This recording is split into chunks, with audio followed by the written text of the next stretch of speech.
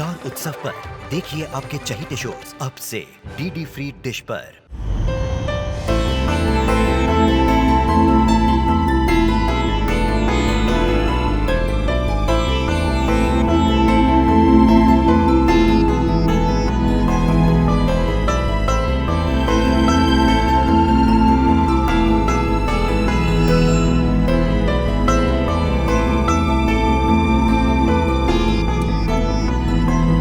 बहू, भाई को लड्डू तो खिलाओ। छोटा सा। और ये लो तुम्हारी गिफ्ट। इतने सारे नहीं, हम नहीं लेंगे। मैंने कहा ना रखो। पागल हो तुम्हारे लिए। अरे बहू रख भी ले, आज के दिन बहनों का पूरा हक होता है। पर माँ जी ये मुझे अपनी आधी तनख्वाह दे रहा है। अरे बहू, अगर तुझे नहीं चाहिए तो मैं राखी बांध देता हूँ इसे। क्या अभी कुछ भी बोल देते हैं। आंटी जी इसे समझाइए, मैं सिर्फ तनख्वाह पर जिंदा नहीं हूँ। और वैसे भी जो कुछ मेरे पास है वो तेरे लिए तो है। भाई मुझे जाना है, बस छूट गई तो अगली बस आधे घंटे के बाद। बेटा थोड़ा सब्र कर ले, तेरा साला आया हुआ है। अरे माँ, मेरा बॉस मेरा साला नहीं है, थोड़ा सा भी लेट हो गया ना हाफ डे कर देगा। हाँ तो पहुंच जाएगा ना, अभी टाइम ही कितना हुआ है। अगर आपने वो पैसे उस फ्रॉड स्कीम में नहीं गवाए होते तो आज मेरे पास बाइक होती, मैं आराम से ऑफिस जाता। अरे हाँ ठीक है, नहीं औकात थी तुझे बाइक दिलाने की, नहीं दिलाई। मैं भी जिंदगी भर बसों में घूमता रहा हूं, और जो दुनिया बसों में घूमती है उनका स्टैंडर्ड कम नहीं हो जाता, वो भी अपने ऑफिस टाइम पे पहुंचते हैं। शांत हो जाइए आप। क्या अभी सुबह सुबह ये क्या बात लेकर बैठ गए? ठीक है यार। बंटी, मैं ये पैसे नहीं रख सकती।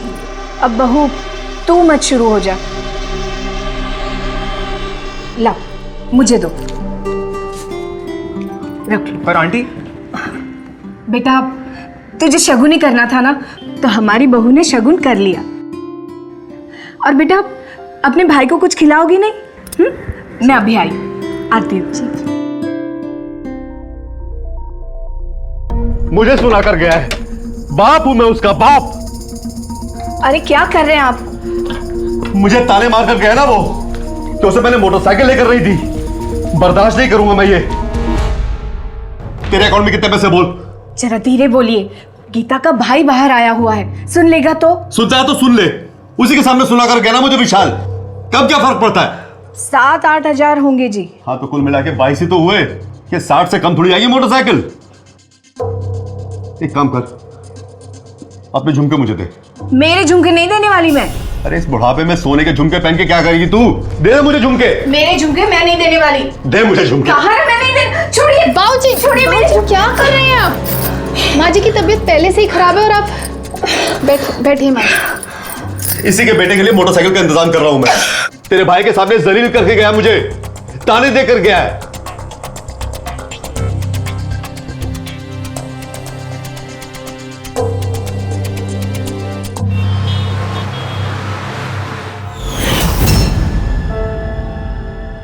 ये देखिए बहन जी, ये शम्मी की दुकान है। यहाँ की पहनी जीन्स शादी के जोड़े को भी मात देती है। हाँ देखिए बहन जी, एकदम परफेक्ट फिट होगा। ट्रायल कर लीजिए।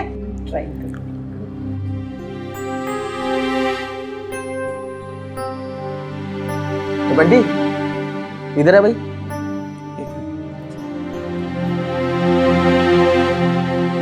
हाँ जी। क्या हो गया? मुंह क्यों उतरा हुआ है तेरा? तू कल गया था ना अपनी बहन से राखी बंधवाने के लिए, क्या हो गया? जी शमी भाई गया था। अगले महीने जीजा जी का बर्थडे है, उन्हें मोटरसाइकिल गिफ्ट करनी है। छोड़ यार मोटरसाइकिल। तू शम्मी का जीन्स गिफ्ट कर दे उनको, ओरिजिनल वाली। पैसा तनखे में से कटवा लियो, और क्या। नहीं शमी भाई, उन्हें मोटरसाइकिल ही देनी होगी, उन्होंने मांगी है। दहेज मांग रहा है क्या? कन्हैया से मैं बात कर लूं? देखिए ये शादी मैंने ही करवाई थी, मैं बात करूंगा तो समझ जाएगा वो। नहीं शमी भाई, उन्होंने ऐसा कुछ नहीं कहा, और आपने वैसे ही मान लिया इतना कुछ किए। आप फिक्र ना कीजिए, मैं मैनेज कर लूँगा। तेरे को पता भी है मोटरसाइकिल कितनी की आती है? अम्मा, आपको पता भी है मोटरसाइकिल कितने की आती है? अब मुझे जान के क्या करना है? अपने बाबूजी से पूछ। जिन्होंने तेरी बात को दिल पे लगा रखा है कि तुझे मोटरसाइकिल दिलानी है। और अपनी इस धर्मात्मा बीवी से पूछ जो अपने भाई से कह चुकी है कि इस बार जीजा को जन्मदिन पर मोटरसाइकिल दिलानी है। मुझे इन सब में बीच में मत घसीटो। बंटी सीखियो का बाइक के लिए, चिल्ला मत। तेरी बीवी नहीं कहा है तो आपने रोका भी नहीं।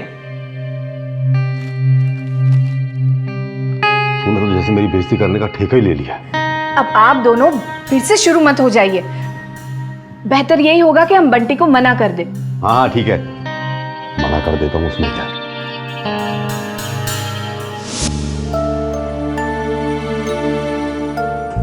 मैडम दिल्ली वाली जींस भी पसंद नहीं आई क्या? 1 घंटा बर्बाद कर दिया बेकार में। अजी कन्हैया जी, जय बंसी वाले की। कैसा चल रहा धंधा पानी शम्मी? सब आप ही की कृपा है सर। बस आप ही के पैसे से तो चल रही है मेरी दुकान। वैसे कन्हैया जी, बंटी बता रहा था कि विशाल का हैप्पी बर्थडे आ रहा है।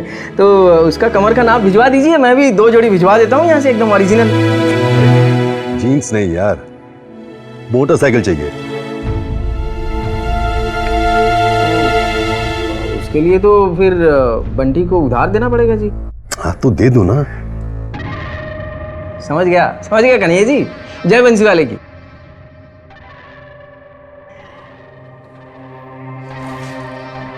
और बंटी, हाँ जी। भाई मैंने पता कर लिया, 60,000 की आती है मोटरसाइकिल।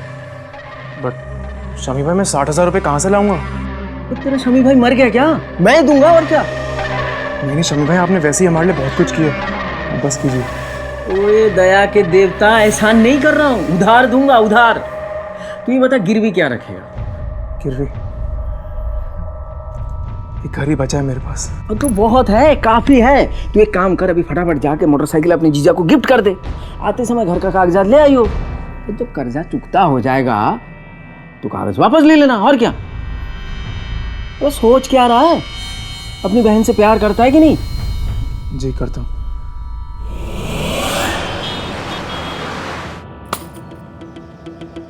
जाओ, बहू को घुमा ले आओ बाइक पे। जाओ जाओ।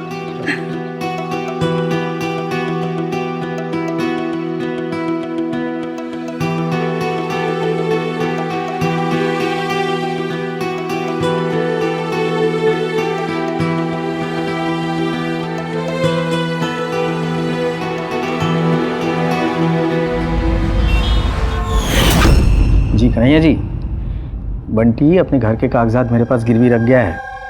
बहुत सही है। वैसे कितने का होगा वो मकान? अब पुरानी कॉलोनी में है तो पुराने जमाने जैसा ही है, एकदम बड़ा सा। वैसे भी रेलवे स्टेशन, एयरपोर्ट सब नजदीकी है। कन्हैया जी, कम से कम 70-80 लाख का तो होगा ही होगा। बंटी को कर्ज में इतना डुबो दो कि वो मकान हमारा हो जाए। मतलब कन्हैया जी, बंटी तो आपको घर बाद में देगा, आप उससे पहले ही उसमें इंटीरियर करवा रहे हो। जय बंसी वाले की। तो समझ गया है ना? जी कन्हैया जी, बिल्कुल समझ गया। लेकिन मैं क्या कह रहा था, ये साथ वाली जो दुकान है मैं खरीदना चाह रहा था, तो आप इन्वेस्ट करोगे? अरे इसीलिए तो तुझे ये मंत्र दे रहा हूँ, बंटी को कर्ज में डुबोने का काम मेरा। उसके बाद तू उससे औने पौने दामों में वो मकान खरीद देना, फिर मैं वो मकान बेचकर तुझे पास वाली दुकान खरीद दूंगा, ठीक है? मैं समझ गया जी, बिल्कुल समझ गया कन्हैया जी। जय बंसी वाले की। जय बंसी वाले की। जी। देखिए जी, मैं आपको बंटी का मकान बेचने नहीं दूंगी, कह देती हूँ। सुषमा, तुम बात समझ नहीं रही हो। क्या हुआ? सर चकरा रहा है। अरे सुषमा, सुषमा क्या हुआ? पर बाबूजी, बंटी ऐसी कहाँ से लाके देगा? देखना बहू, तेरी सास की तबीयत कितनी खराब हो रही है। डॉक्टर ने सख्त ताकीद की है कि इसे इस गर्मी में किसी ठंडी जगह पर ले जाएं। अब ठंडी जगह तो सिर्फ विदेश में बची है, वहां जाने आने में तो 2-3 लाख रुपए से ज्यादा खर्च हो जाएंगे। कहां से लाऊंगा मैं इतने पैसे? बेटा तो कुछ भी करके बंटी से बात कर, उससे बोल के इस घर में एक एसी लगवा दे। पर बाबूजी बंटी ऐसी कहाँ से लाके देगा? पैसे नहीं है उसके पास। अरे मर जाएगी तेरी सास, मेरी पत्नी मर जाएगी गर्मी में।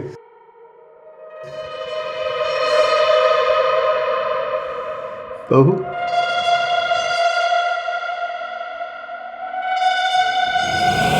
मर जा तू। बाबूजी! तेरे बच्चे को तेरी कोई फिक्र नहीं है। नहीं बाबूजी! मैं तुझे अपने हाथों से मार दूंगा। मुझे से मार देने दे बेटा, मुझे मर जाना चाहिए। ठीक है, ठीक है, आप कहते हैं तो हम बंटी से बात करेंगे।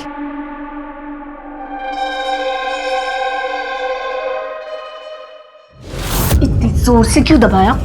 सॉरी यार, सॉरी। जरा शमी को फोन करना।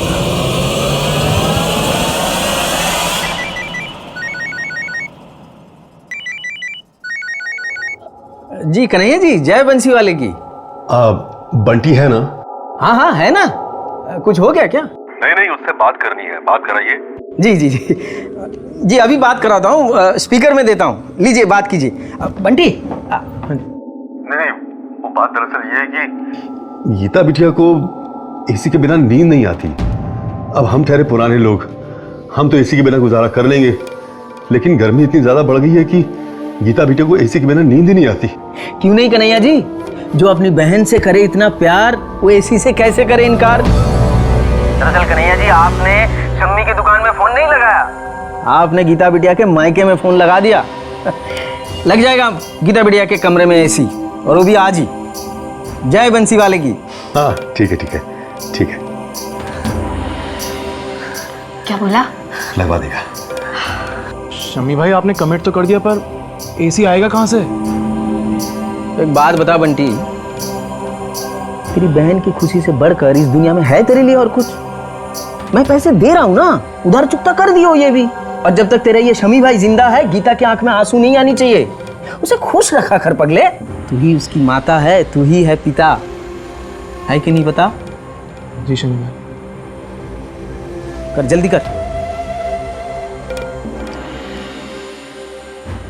दहेज लड़कियों की जिंदगी से ऐसे जुड़ गया है जैसे हमारी सांसें हमसे जुड़ी हो। बहू के मायके से रुपया या कोई सामान ऐंठने की नीच नियत दहेज के खिलाफ चल रही सामाजिक जागरूकता की मुहिम पर भारी पड़ रही है। नेशनल क्राइम रिकॉर्ड ब्यूरो का ताजा आंकड़ा कहता है कि साल 2014 में दहेज हत्या के मामले में बीते साल के मुकाबले 4.6% की बढ़ोतरी हुई और 8,455 बेटियां ससुराल जाकर दहेज के दानवों का शिकार हो गईं। कानून के संरक्षण और लड़की पक्ष की सजगता के बावजूद दहेज हत्या के मामलों में हो रहा इजाफा इस बात का सबूत है कि आज भी दहेज को लेकर बहुत से लोगों की मानसिकता में कोई बदलाव नहीं आया है। गीता के ससुर कन्हैया भी उसी घटिया मानसिकता के शिकार थे। उनका लालच गीता के साथ साथ उसके भाई बंटी को भी एक बड़ी साजिश के भंवर में खींचने लगा था, और ये तो बस शुरुआत थी। नमस्ते विशाल भाई, कैसे हो? आज तो पक्का हाफ डे लगेगा। तो आप आज बस में चले जाइए ना। अरे उससे तो और भी लेट हो जाऊंगा मैं। क्या हो गया? कुछ नहीं, बाबूजी अम्मा को मोटरसाइकिल पर घुमाने लेके गए हैं, इसलिए। अरे तो उससे क्या हुआ? गए हैं तो वापस भी आ जाएंगे, इसमें टेंशन क्या है? तो इसी टाइम पे जाना था, मेरे ऑफिस जाने के टाइम पे। अरे अरे आ गए। अरे अभी तक दफ्तर नहीं गया? जाता कैसे? बाइक आप लोग जो लेके थे शहर के लिए। ये क्या है भाई? अब तो अपने साले के सामने तो अपनी माँ की भी बेइज्जती करने लग गया। धौंस दिखाना मोटरसाइकिल की। ये पकड़ चाबी, आज के बाद हाथ नहीं लगाऊंगा तेरी मोटरसाइकिल को। वो अंकल जी, विशाल का ये मतलब नहीं। अरे यार तुम तो बीच में ना ही बोलो। साले एक मोटरसाइकिल क्या दे दी, हमारे घर में तो बंटवारा कर दिया। सड़ी सी मोटरसाइकिल दी, कोई कार नहीं दे दी। हे भगवान, इस घर में इस मोटरसाइकिल के नाम पर कलेश हो रहा है। माफ कर दे बेटा, हम अब बुढ़े हो गए हैं ना, हमें अपने शौक पूरे करने की इजाजत नहीं है। माफ कर दे, तो तेरी माँ को मोटरसाइकिल पे घुमाने के लिए ले गया।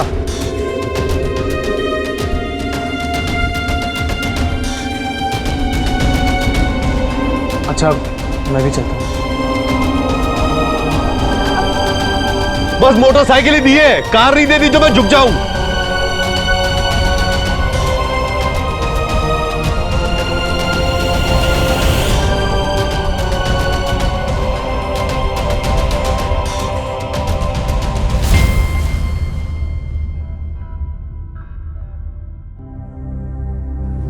अम्मा जी, हमको तो लगता है बाबूजी को लालच आ रहा है। देखे ना, अभी कार मांग रहे हैं। बहू, 2 व्हीलर पे ना सिर्फ 2 ही जन आ जा सकते हैं। अगर घर में कार होगी तो पूरी फैमिली एक साथ आ जा सकती है। तू अपने बाबूजी के चिड़चिड़े मिजाज को तो जानती ही है।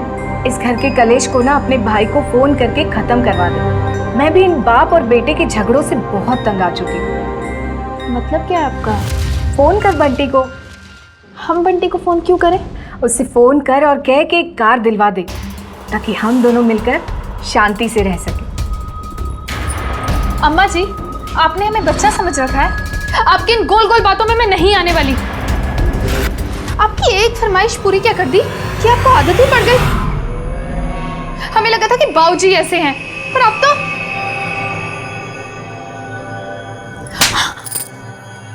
आदत तुझे नहीं पड़ी है बहू बनने की, इसीलिए ये हाल है। चल अब घुमा घुमा कर बात नहीं करती। हमें कार चाहिए। लगा अपने भाई को फोन। हम अपने भाई को फोन नहीं लगाएंगे। आपकी नाजायज सी डिमांड को वो पूरी नहीं कर सकता। ये तो हमारे बस की बात नहीं। अब आप ही देख लो।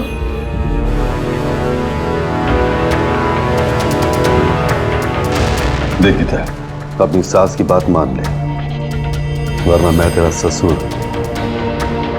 तेरे पिता की उम्र का। अच्छा लगेगा अगर मैं तुझे हाथ लगाता। अच्छा क्या कर रहे हैं आप? अरे अरे अरे, ससुर है तेरे पति के पिता। दोनों के कद और काठी एक जैसे हैं। मान जा, वरना मैं इन्हें रोकूंगी नहीं। और आप क्या धीरे धीरे कर रहे हैं? हाँ, कस के झपड़ लो बाज की तरह। खबरदार, जो आपने हमें हाथ लगाया तो खबरदार। छोड़ दो, अब जाइए, हम देखते हैं।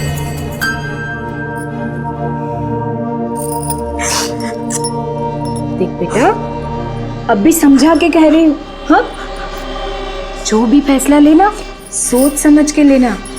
आखिर हम जो भी कर रहे हैं वो तेरी और विशाल की खुशी के लिए तो कर रहे हैं। अब हमारा क्या है? हम तो आज है, कल तय हो जाएंगे।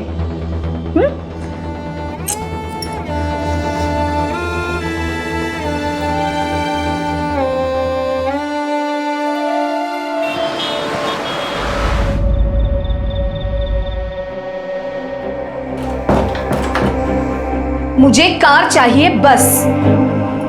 अरे तुम कार की बात कर रही हो सुषमा, मुझे तो बंटी का पूरा घर चाहिए। बड़े मौके की जगह है, बाय गॉड। हाथ लग गई तो वहां पे एक फैक्ट्री डालूंगा। ये सब तो तब होगा जब बंटी कर्जे में डूबेगा, और वो कर्जे में तब डूबेगा जब वो अपनी बहन को बहुत सारी चीजें लाकर देगा। वैसे अगर गीता अड़ गई और उससे हमारी बात नहीं मानी तो? हम बंटी के मकान में जाकर ही रहेंगे, चाहे इस बहू के साथ या फिर दूसरी।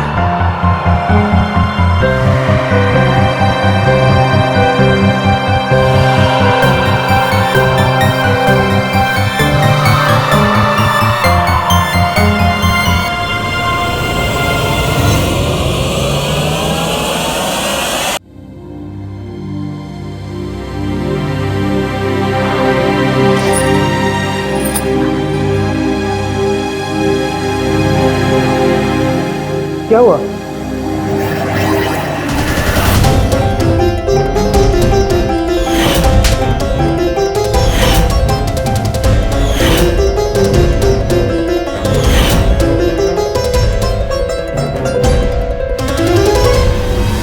अभी माँ बाबूजी से बात करके आता हूँ। नहीं, आप मेरी वजह से किसी से रिश्ता खराब मत कीजिए। अगर उन्हें पता चल गया कि ये बात हमने आपसे की है तो पता नहीं क्या होगा। ठीक है, मैं बंटी को बोलता हूँ कि आज के बाद माँ बाबूजी की किसी भी जरूरत को पूरा करने की जरूरत है। कल सुबह मैं बंटी से खुद बात करूंगी। आप इन सब में मत पड़िए। क्यों ना पढ़ूं? रुको।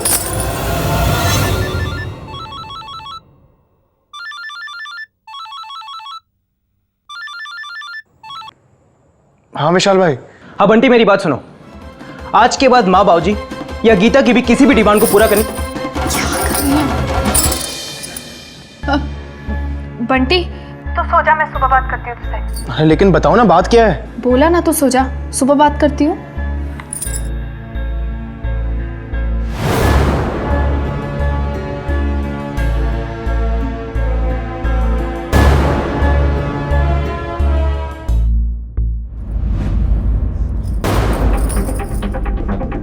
वादा कीजिए, अब आज के बाद किससे कोई बात नहीं करेंगे, बस मेरा साथ देंगे। मैं तुम्हारा साथ दूंगा, लेकिन तुम्हें भी मुझसे एक वादा करना होगा। आज के बाद तुम माँ बाबूजी की किसी भी डिमांड को पूरा नहीं करोगी। ठीक है।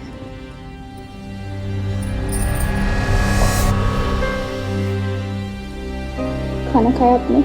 ठीक है, तो अभी सो जाइए, नहीं तो सुबह जॉगिंग में फिर लेट होगा।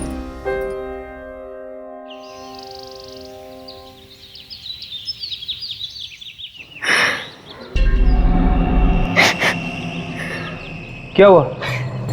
विशाल बेटा, बेटा बहू ने जहर पी लिया। गीता, गीता, गीता, गीता, अरे एम्बुलेंस बुला, जल्दी हॉस्पिटल ले चलो।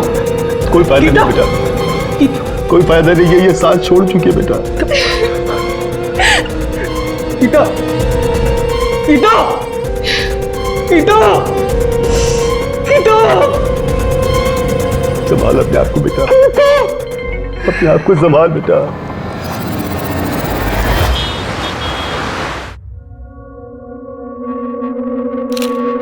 गीता, गीता, हाथ में लगाना, हाथ में लगाना, पीछे पीछे पीछे। मार दिया तुमने मेरी बहन को, तुमने मेरी बहन को मार दिया। दहेज के लालची लोगों, तुमने मारा है इसे, तुम सबने मारा है इसे। नहीं बेटा, ये लोग कह रहे हैं कि गीता ने खुदकुशी की है। क्यों करेगी वो खुदकुशी? क्यों? तूने और तेरे कमीने माँ बाप ने मारा उसे।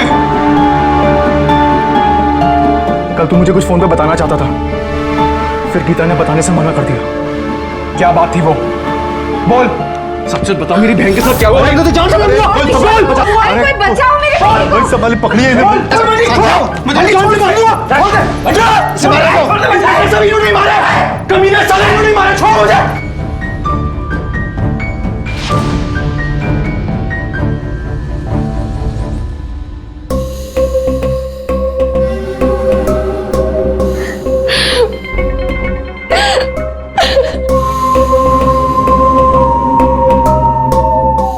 मार दिया?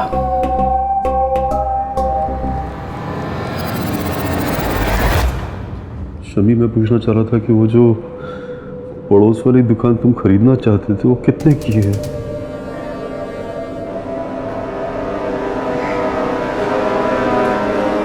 वैसे तो 30-35 का बोल रहा है, टेबल पे बैठेगा तो और टूटेगा।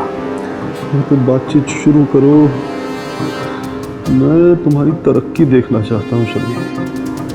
मैं भी कमी जी, जय बंसी वाले की।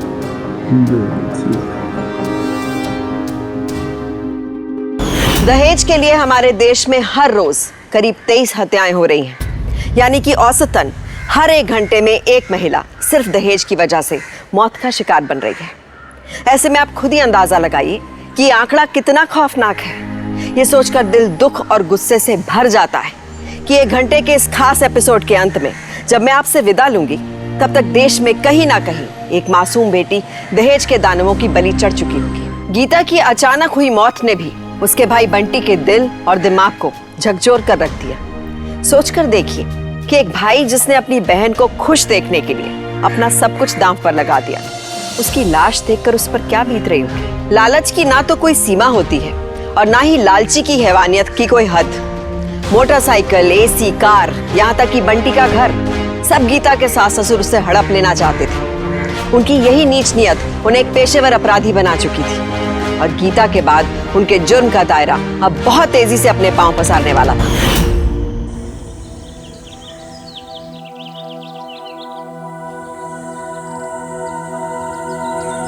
हौसला रख बंटी, देख जो हो गया सो हो गया, शायद भगवान की यही मर्जी थी।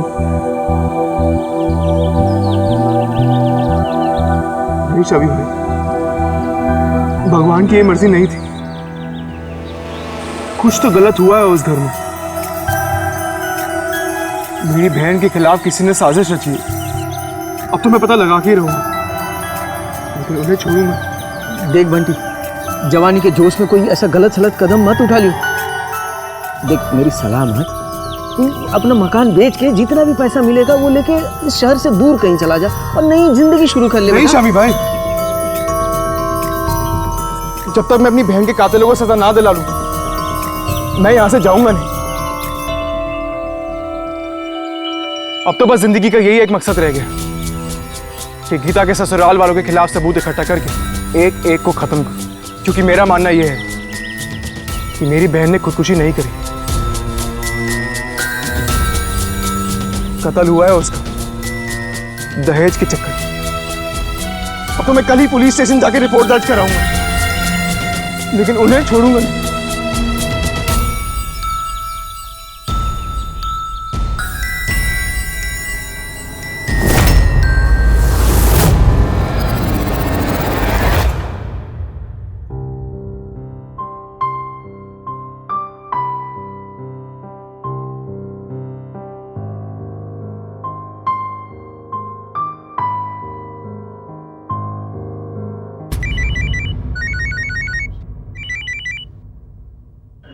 हाँ शमी बोल। बहुत गड़बड़ हो गई कन्हैया जी। बंटी के सर पे खून सवार है। वो यहाँ तक कह रहा है कि गीता के कातिल को ढूंढकर उसका खून कर देगा वो। अरे कैसे कर लेगा? सारी दुनिया उसे सुसाइड मानती है। अब देख लियो कन्हैया जी, आपने पहले ही मकान के चक्कर में उसे फंसाया, फिर आपने गीता का मर्डर भी कर दिया क्योंकि उसने अपने भाई से डिमांड करना बंद कर दिया। अब इस चक्कर में तो मैं फंस रहा हूं ना कन्हैया जी। देखिए मुझे तो बहुत डर लग रहा है। वो गुस्से में कहकर गया, धमकी देकर गया है कि कल पुलिस में रिपोर्ट लिखवा देगा। अबे करने दे जो करता है। हम यहाँ बेवकूफ नहीं बैठे हुए, सारे के सारे सबूत हमने मिटा दिए हैं।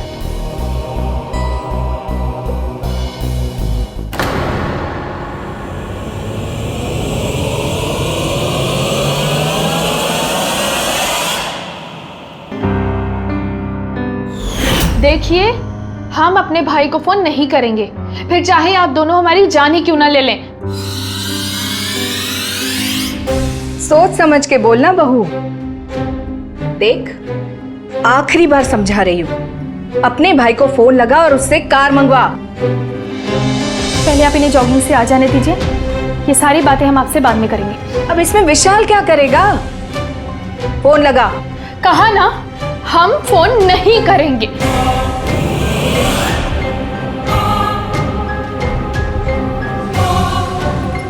क्यों भाई? भाई को फोन नहीं करेंगे? नहीं करेंगे। नहीं करेगी? हम फोन नहीं करेंगे। इतनी बेदर्दी से मारा आपने मेरी बीवी को। बेटा शांत हो जा, धीरे बोल जरा। बेटा मैं तुझे समझाता हूं। देख बेटा, जो होना था वो तो हो गया। गीता गई तो गई, दूसरी आ जाएगी। और बेटा जरा सोच, जो भी आएगी वो हम सबके लिए ढेर सारा दहेज लेकर आएगी। बेटा कितने लालची हैं, मेरी बीवी का कत्ल कर दिया आपने। मैं अभी पुलिस स्टेशन जाके सब कुछ सच सच बता के आता हूँ। अब विशाल बेटा, तू तो मेरा बच्चा है ना? हाँ, मैं तेरी अम्मा हूँ, ये बाबूजी है। तू हमारे साथ ऐसा करेगा? तो आपने गीता के साथ क्या किया? आप लोग मेरी बीवी के कातिल हैं। इसकी सजा आपको मिल के रहेगी।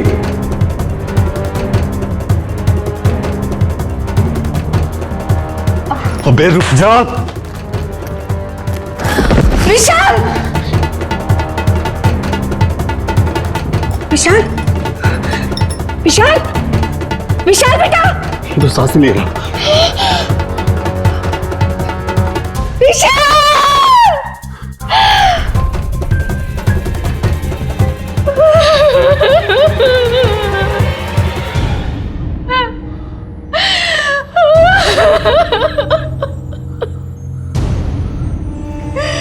ये आपने क्या किया? संभालो अपने आप को सुषमा। मैं कुछ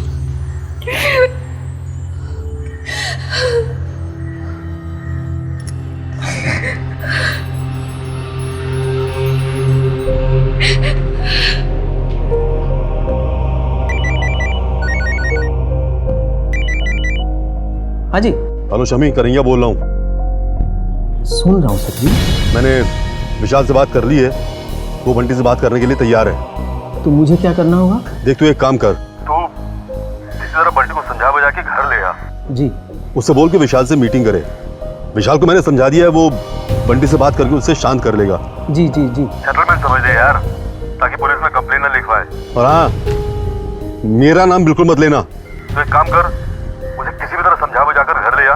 विशाल उससे अपने तरीके से बात कर लेगा, समझा? जी मैं समझ गया कन्हैया जी। जय बंसी वाले की।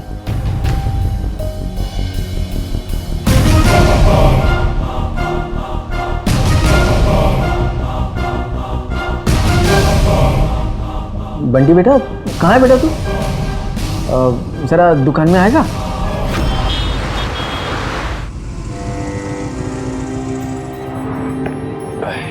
बंटी जी। देख मैं निकलता हूँ, तू विशाल से कोई झगड़ा वगड़ा मत करियो, ठीक है? अरे शामी भाई, मैं क्यों झगड़ा करूंगा?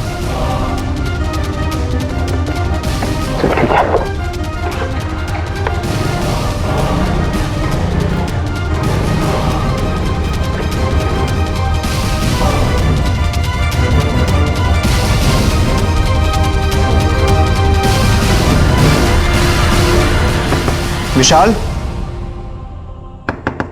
नहीं सर जी, हम तो यहाँ से तब तक नहीं जाएंगे जब तक आप हमें पूरा पुलिस प्रोटेक्शन नहीं दे देते। सर जी, वो बंटी हमारी जान के पीछे पड़ा हुआ है, हमारे ऊपर कभी भी हमला कर सकता है वो। और साहब, आप तो बस इतना करिएगा, हमारे साथ एक हवालदार को भेज दीजिए बस। हाँ सर जी। अरे संजीव। Yes sir. जरा इनके साथ जाइए। थैंक यू सर जी।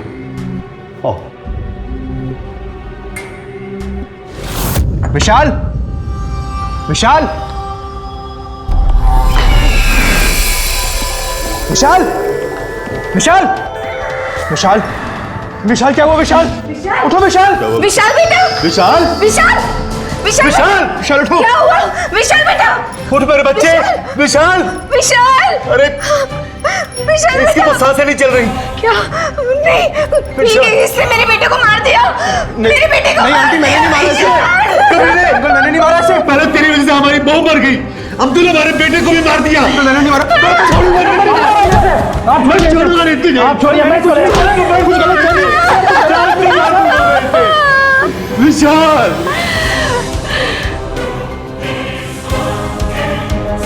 तूने अपने जीजे को मारा? लोगों ने बताया कि तूने उन्हें धमकी दी थी। नहीं सर, मैं तो दुकान पर था शमी भाई के साथ।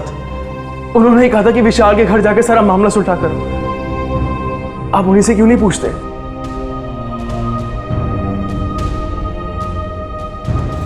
देख बंटी, इस तरह बेमतलब का गुस्सा ठीक नहीं है बेटा। तो क्या करूं? मेरे हिसाब से तुझे जाकर विशाल से मिलना चाहिए। क्या होगा उससे? उससे क्या होगा? क्या होगा का क्या मतलब बंटी? तू खुद ही उस दिन कह रहा था ना, गीता की मौत से पहले रात को विशाल का फोन आया था तेरे पास, वो कुछ बताना चाह रहा था। तू कह रहा था ना? हाँ। तो उससे जाके मिल तो सही, पूछ तो ले कि वो क्या कहना चाह रहा था। देख मुझे पूरा विश्वास है विशाल के पास से ऐसा कोई सबूत जरूर मिलेगा जिससे गीता की मौत की गुत्थी सुलझ सके। हो सकता है ना? तू इतना क्या सोच रहा है बेटा? अब मैं एक काम करता हूँ, मैं दुकान बढ़ा के खुद तेरे साथ चलता हूँ, ठीक है? तू शांत हो जा बेटा, शांत हो जा। इंस्पेक्टर साहब, दुकान से कई बार मैं बाहर जाता हूँ, कई बार ये बाहर जाता है। अब मुझे क्या मालूम ये कब वहां गया, कब विशाल का खून करके आ गया। शामी भाई, झूठ क्यों कह रहे हो? क्या आप मुझे वहां नहीं लेके गए थे? क्या आपने नहीं कहा था कि विशाल से खुद जाके बात करो? कहा था कि नहीं? इंस्पेक्टर साहब, मैं गया था क्योंकि मैंने ही इसे समझाया था कि विशाल तेरा जीजा है भाई, ऐसे समय में जाके उससे मिल, थोड़ा बात कर। अब दुकान बढ़ाने के बाद मैं खुद इसे साथ में लेकर गया था। अब मैं इसके पारिवारिक मामले में दखल नहीं देना चाहता था, इसलिए मैं अंदर गया ही नहीं। आप पूछो इससे, मैं अंदर नहीं गया ना भाई, बता। ठीक है, तुम जा सकते हो। सर ये झूठ बोल रहा है सर। चुपचाप रहे। शामी भाई मेरी बात सुनो। शामी भाई आप ऐसा क्यों कर रहे हो? चाचा मानता था मैं आपको। मम्मी पापा के गुजरने के बाद जैसा आपने कहा वैसा मैंने किया। अब आपके सिवा इस दुनिया में मेरा कोई नहीं है और आप जानते हैं कि मैं बेकसूर हूं। प्लीज शमी भाई मुझे बचा लीजिए, प्लीज।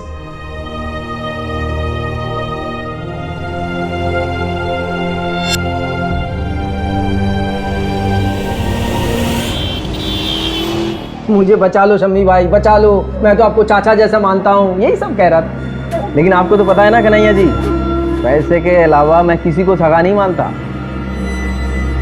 ये शमी, ये कागज बंटी के मकान के तो नहीं है? ये पेपर्स हमारे हैं, इसमें लिखा है बंटी के मकान का आधा हिस्सा मेरा। आधा? क्या बारात में आए हैं? तो बारात में तो आया था भाभी, आपका बेटा विशाल और गीता की शादी तो मैंने ही करवाई थी।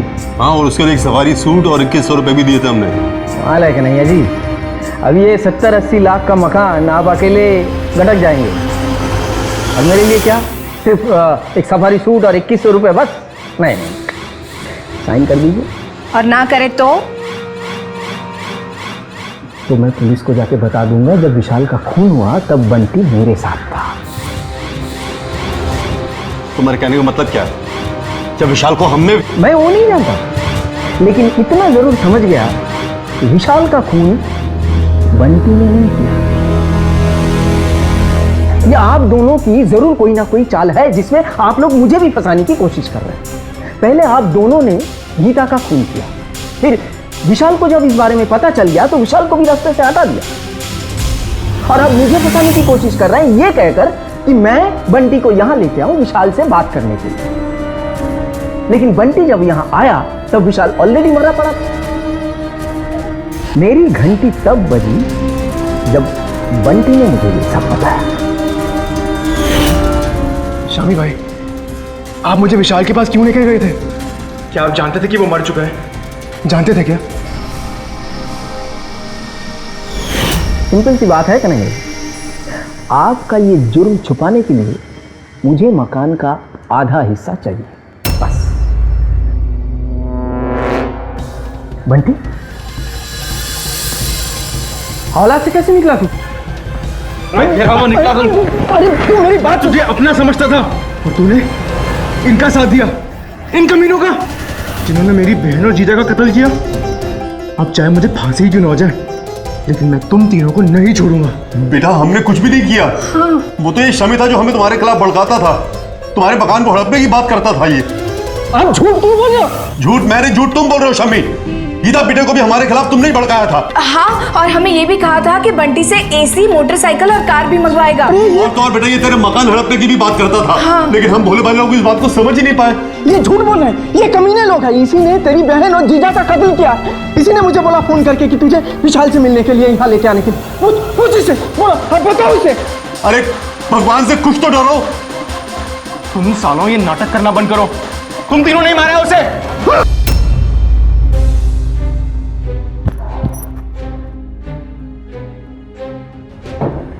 मुझे मारेगा, मुसीबत परमानेंटली खत्म। मर गया साला। ये तुमने क्या किया शमी? हमारे घर में इसे मार डाला। अरे अब हम इसकी लाश का क्या करेंगे? वही करेंगे जो विशाल और गीता की लाश के साथ आपने किया। और हमने क्या किया उनकी लाशों के साथ? अरे आप घबरा क्यों रहे हैं? इसने हमारे सामने बंटी को मारा है। मैं और आप तो गवाह हैं। हंसेगा तो ये। आप लोग अभी मुझे फंसाने की कोशिश कर रहे हैं। अरे हमने हमारे बेटे और बहू को नहीं छोड़ा तो तू क्या चीज है?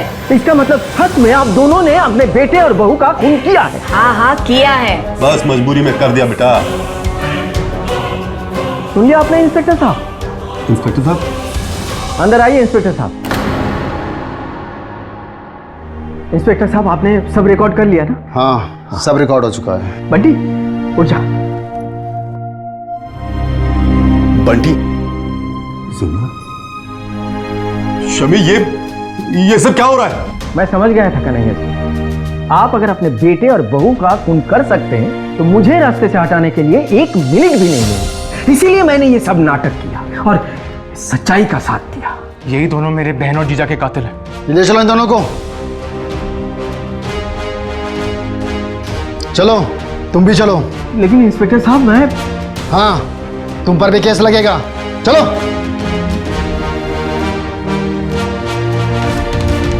दहेज लेने या देने का अपराध करने वालों को कम से कम 5 साल की जेल के साथ 15,000 रुपए के जुर्माने की सजा दी जा सकती है। पहली बार मोटरसाइकिल, दूसरी बार एसी, तीसरी बार कार।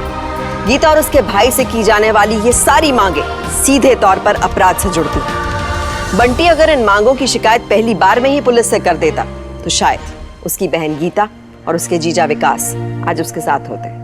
लेकिन बड़ी मुश्किल ये है कि इस तरह की मांगों को हमारे समाज ने एक रिवाज की तरह अपना लिया है। इसलिए ऐसे मामले कानून के दरवाजे तक तब तक नहीं पहुंचते जब तक पानी सर से ऊपर नहीं जाता। इसलिए हर नाजायज मांग को सहकर पूरा करने की बजाय उसका पुरजोर विरोध करना चाहिए। खुशी है कि गीता के भाई बंटी ने अपनी बहन और अपने जीजा जी को इंसाफ दिलाने की ठानी और उसने एक ऐसी दंपति को उम्र भर के लिए सलाखों के पीछे धकेला जिन्होंने रुपए के लिए अपने सगे बेटे तक को नहीं छोड़ा।